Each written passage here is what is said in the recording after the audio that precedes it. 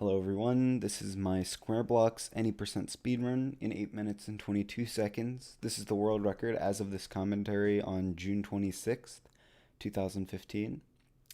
It took a bit of time and a bit of frustration to get this time, but I'm pretty pleased with it. It was a very good run. There are some strats that I can add that I don't use in this run that save time, but I opted to not go for them because I just wanted consistency in my runs. There are also a few mistakes, and I'll point some of those out. But yeah, the first section. So since my 926, this glitch was found. Basically, I throw my items very quickly off the ground or onto the ground, and normally it tries to clear your inventory when you throw items. But with that glitch, it does not. Nothing will clear my inventory anymore. So I use that, I think, 3 times, maybe twice. But that saves 20 seconds right there. And I discovered that glitch actually accidentally when researching a some weird glitch that I accidentally got, and I found this method of doing it. Um, and it's actually pretty interesting. So that's the first major difference.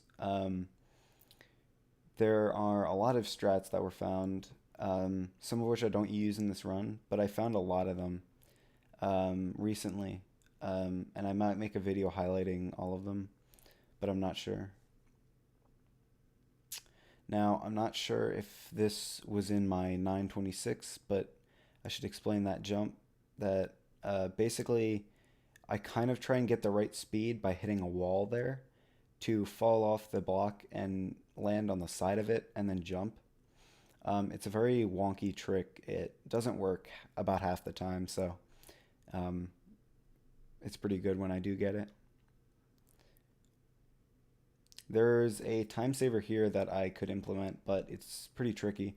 You basically teleport when you hit the yellow pad, the double jump pad, you teleport back to your checkpoint and you can jump quickly enough to where you get the double jump effect on the checkpoint.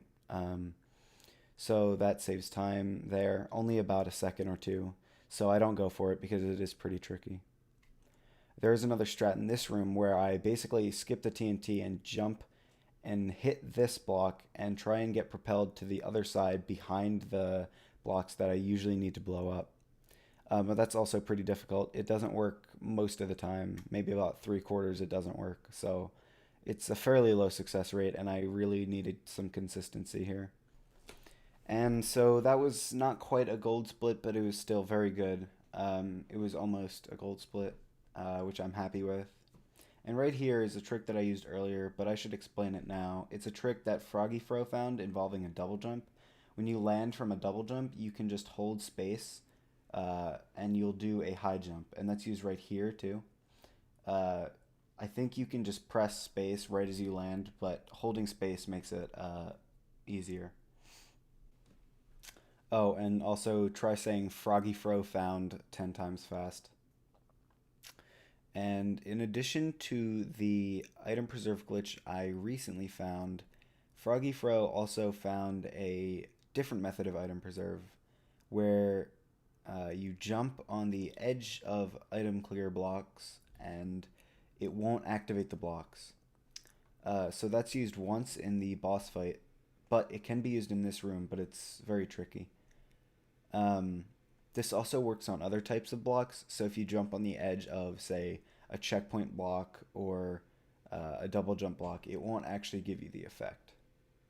I have some testing to do, but I think that may save time in one area.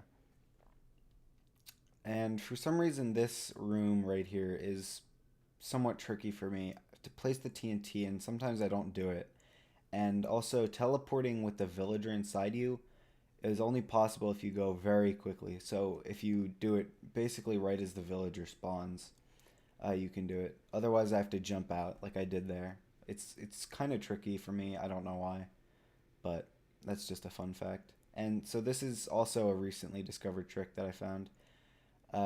If I teleport back right as I hit that trigger for the cutscene, I can go back to my checkpoint, take control, keep control of my teleporter, and come back and hit this blue-green switch. I doubt the blue-green switch saves time. It just makes something easier for me personally later on, and it doesn't waste any time to hit. Now, the reason I want to be able to use the teleporter is for a cutscene skip right here, where I can teleport and negate the blindness and etc. Um, so that I can move instantly upon chapter 2 loading. And that I don't think I've explained cutscene skips, but I'll explain it right up here um, when I do it again. I do it a couple times in chapter 2.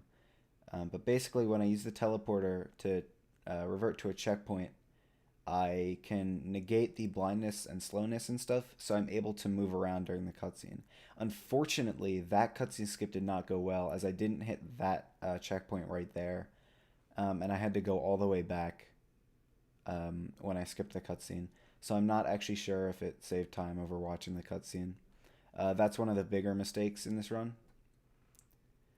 And I do cutscene skips, I think, twice more in Chapter 2. One at the very beginning of the boss fight, and one right up here after I blow this wall up.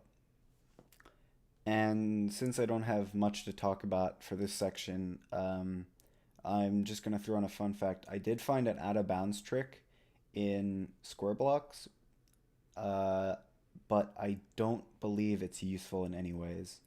Uh, the reason is twofold. One, because it's 1.8, which means you really can't get anything to happen in adventure mode as far as redstone goes, whereas in earlier versions you could slightly. And the second reason is because all the other areas are kind of closed off from the out of bounds area. And here is the second item preserve of the run, where I just throw those items over and it skips a lot of stuff. Skips a lot of parkouring and doing a puzzle. So that's another use. That is the only other time I'll be using that method of item preserve. Oh no, wait, I'm sorry. Up here I'll be using that again to skip some backtracking here. This was slightly slower than I would have liked, but it was fine. It might have even lost time as opposed to doing it the right way. But oh well. It was a good run anyways. And so that's the last point in the run where I'll be using that method of item preserve. The last item preserve will be the one where I jump on the edge of a block and it doesn't clear my inventory. And that's used in the boss fight right here. So I cutscene skip right here to get out. And then I do the first side of the boss as intended. And the second side, however, is quite a long puzzle, and I just kind of skip all of it by doing this item preserve. I grab a TNT from this side of the boss, and then I teleport back, jump on the edge, it doesn't clear, and then I just kind of make my way over here, whereas you're supposed to do a whole silverfish puzzle. And so that is SquareBlocks in 8 minutes 22 seconds. And because that was my goal time, and because I hit my cubic blocks goal, I'm officially retired from Minecraft speedrunning. So I won't be coming back to any of these, but it was really fun while it lasted.